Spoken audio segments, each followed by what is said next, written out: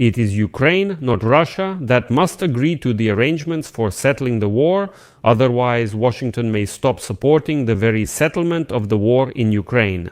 Today, United States Secretary of State Marco Rubio made this outrageous statement against the backdrop of the United Nations General Assembly, amid increasing provocations by the Russian Federation, now targeting North Atlantic Alliance countries. Nevertheless, Marco Rubio once again repeated that the United States is not imposing sanctions against Russia because this could undermine their mediation efforts in the dialogue with Moscow.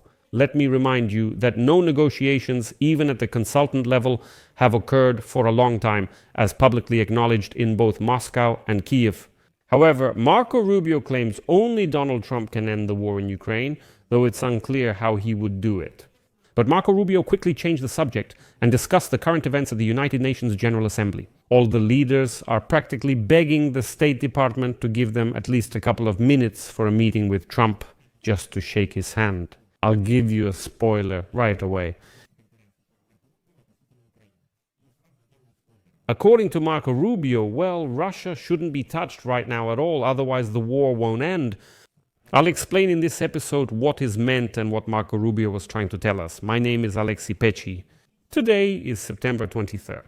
And before we begin, I want to remind you that on this YouTube channel, almost every day, several news analysis videos about events around the world are released. So you stay updated on all the news. That's why I recommend subscribing to this YouTube channel and also subscribing to my Telegram channel, Peachy News. The link to it is in the description of this video. So United States Secretary of State Marco Rubio, during the United Nations General Assembly in the United States, made a whole series of lengthy statements today. In my opinion, he shouldn't have said anything to avoid embarrassing himself.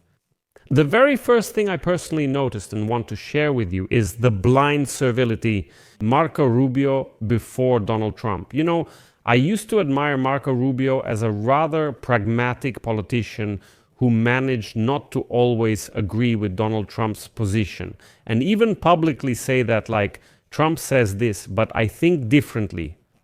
Now, it seems the old Marco Rubio is gone. For example, here's part of his answer about what to expect from Trump's speech at the United Nations General Assembly. Questions arose about Turkey-United States relations. And now they'll quote Marco Rubio, showing how he tried to answer all of this. Several topics were discussed, including Russia's war against Ukraine. His response was, quote, end of quote from the United States Secretary of State. That's where Marco Rubio stands right now. Everyone is just begging for a meeting with Trump, even for 5 minutes, just to shake his hand. Only Trump can end the Ukraine war, yet he still can't.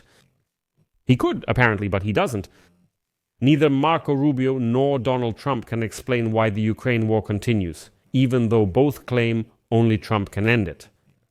But most importantly, remember, everyone, even Turkey, is begging to meet Trump just to shake his hand. But Trump's team, as always, has already found those to blame for Trump's failure to stop Russia's war against Ukraine. Well, yesterday it was Europe, today it's the United Nations. Donald Trump criticized the United Nations General Assembly in his speech for failing to end wars like the one in Ukraine. At the start of Donald Trump's United Nations General Assembly speech, there was an awkward incident. According to the American president, the teleprompter stopped working, so he said that he could deliver his speech from paper. And then he added that the person who operates the teleprompter would have huge problems. How is that possible? The teleprompter failed during the United States president's speech. Well, next I'll quote Marco Rubio about how Trump is basically tearing apart the United Nations. Quote, the question is, why do we still need the United Nations? This organization has huge potential to achieve great things, but currently it's not fulfilling that. Russia's war against Ukraine continues and the United Nations plays no role at all. The United Nations is also inactive when it comes to ending the war between Israel and Hamas. Even closer to the United States in Haiti, where the country is overrun by gangs, Washington is asking the United Nations to intervene and play an important role. But China may block these efforts, and again, nothing will result. That's why President Trump is challenging the United Nations to find its meaning, purpose, and usefulness as an organization. Because right now, it doesn't seem to be fulfilling them. It doesn't do its job, but it sure knows how to spend a lot of money. Well, you know, the very fact is obvious here that Ukraine has been saying the same thing since at least 2021. The United Nations is a useless body that hasn't fulfilled its functions for a long time. At the end of 2021, Ukrainian President Volodymyr Zelensky said the United Nations needs reform. But it can't be that Russia sits on the Security Council and just blocks any decisions that are made. Russia shouldn't be on the United Nations Security Council at all for one simple reason. Because the United Nations General Assembly has never voted in history, I emphasize, never in history. The United Nations General Assembly, meaning all the countries of the United Nations, never voted for Russia to sit as a permanent member of the United Nations Security Council. There has never been such a vote in history. The Soviet Union held that seat. The Soviet Union held that seat as a result of a vote. Then the Soviet Union collapsed, and somehow, by some miracle, Russia took that seat. Once again, these are two different countries. Russia is not the legal successor of the Soviet Union. That's something the Russians made up for themselves. No one voted for Russia, so it's sitting there illegally. But Marco Rubio talks like he's rediscovering America. But still, do you remember that only Trump can stop the war in Ukraine? How, you may ask?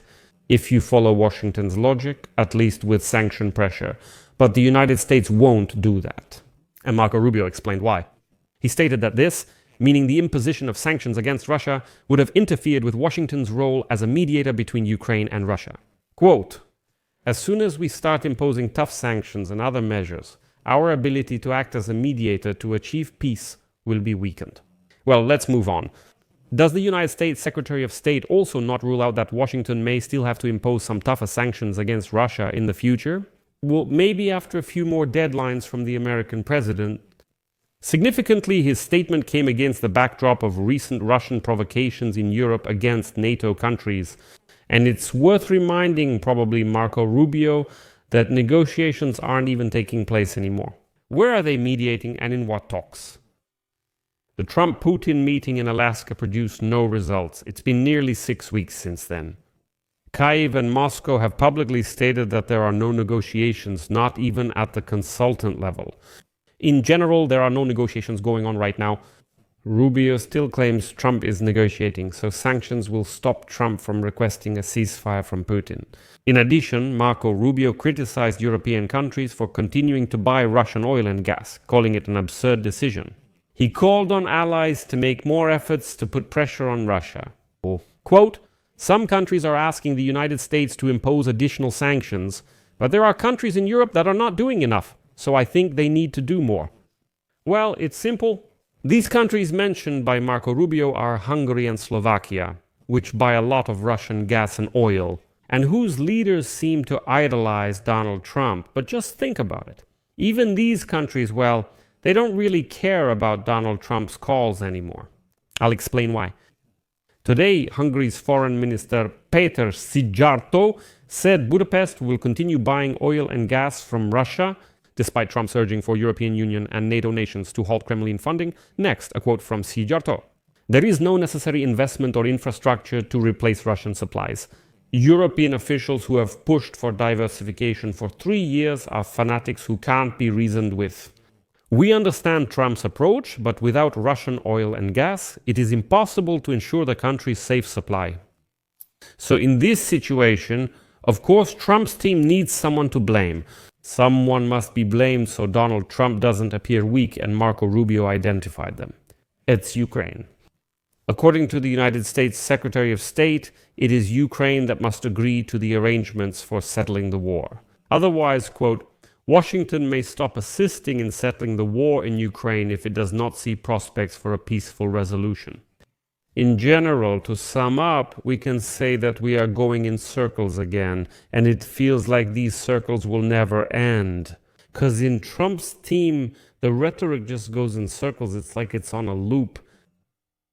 First, Trump threatens sanctions and changes his stance, then Rubio denies any sanctions. We're supposedly negotiating, but that's not even happening. I'll leave it at that. Share your opinions and conclusions in the comments below this episode. Subscribe to the channel, hit the bell, and don't forget to like. That's all for now. Take care. See you later.